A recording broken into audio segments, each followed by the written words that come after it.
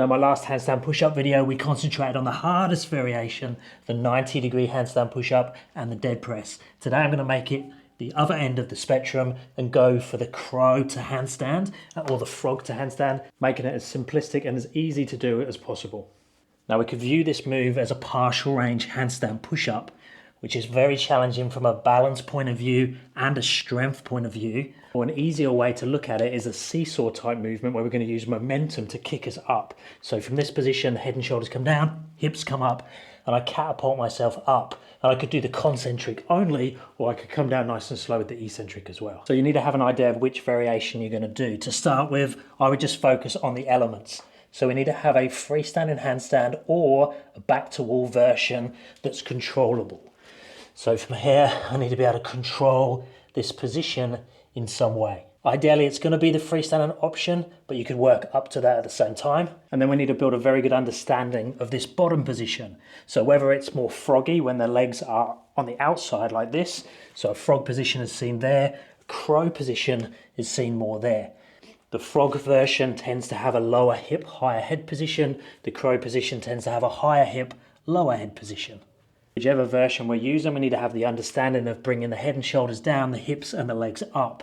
So that can be done with a crow like that, or more the froggy version like that. We also want to have some intention around where we've got load in the body. So if I've got lots of load or weight in my legs and I get into this position, my legs are going to feel super heavy on my elbows. If I do the opposite and have majority of my weight in my hands and shoulders and upper back, now my legs are super light on my elbows, which is going to make it much easier to go up to handstand. There's a couple of drills we can use for that. So we can use the seesaw one where I'm slowly taking the head and shoulders down towards the floor and then back up again. So notice my hips are moving as my head and shoulders move in the opposite direction. And then for the weight distribution and decreasing the weight out of the legs, I can play around with lifting a leg up and then the other leg up and then eventually both legs up in the air. Now to do that, I need to shift the weight forwards a little bit more into the hands and shoulders, and I need to think about pushing with the arms. Another cool one for that one is to step on and off the wall into the position. So I can be here, step down, back onto the wall, step down all the way, and back up again. I could walk up the wall and come back down again to start to enter more of the full movement. But that's really going to help with shifting that weight into the upper body and decreasing the weight out of the legs. We can then look at the eccentrics. Now ideally this will be done in a freestand position. I'm going to come down nice and slow with the legs, frog them out to the side, start to bend the elbows, roll down through the spine, find the elbows, and then find your crow position. Now if you don't have the balance and control for that one, I can kick up to the wall. So I've externally rotated the hands.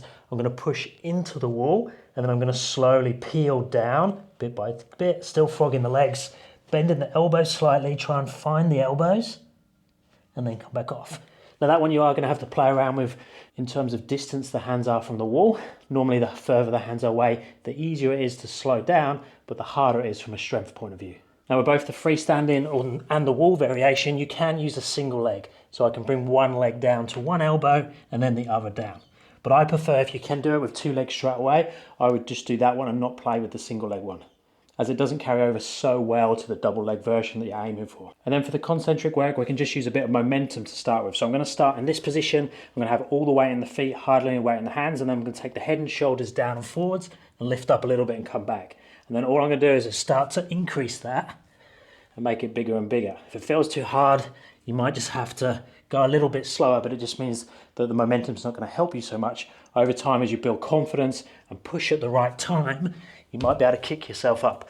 Now, because I am using overbalance, so that tipping forwards to help me up, it's more than likely that I'm going to go towards the wall. So just bear that in mind and actually reach to the wall to start with. And then as you get more used to it and get more comfortable with the timing, you can start to push up and back towards underbalance to try and catch there, or at least touch the wall a little bit lighter. Now, if you are someone that's super strong in the position but not too balanced, you can reach up to the wall earlier and just slow the movement down. So you can go here, push, reach to the wall and then walk up. Do the same on the way back down. Just try and find the elbows and do it that way. So basically just ride what you're better at. Some of you will be more flexible, so you'll be able to stack into a higher position and there's not going to be so much push with bent arms. Some of you are going to prefer more bent arms, closer to the floor, and it's going to be a bit more clunky, a bit heavier, but use your strength and push out. So find what you're good at and sort of embrace that, and then you can learn the other version once you've got one under your belt, and you can just play with that. And then once you have the full movement down, you can start to play with the range of motion. So if I turn my hat around, now I can start to make it heavier or closer towards the handstand push-up by taking the heads closer to the floor before going up, and then the same on the eccentric, closer to the floor before I come back down into that position. Let me know down in the comments which variation of the crow to handstand that you're working on. Reach out if you'd like coaching, and I'll speak to you in the next one.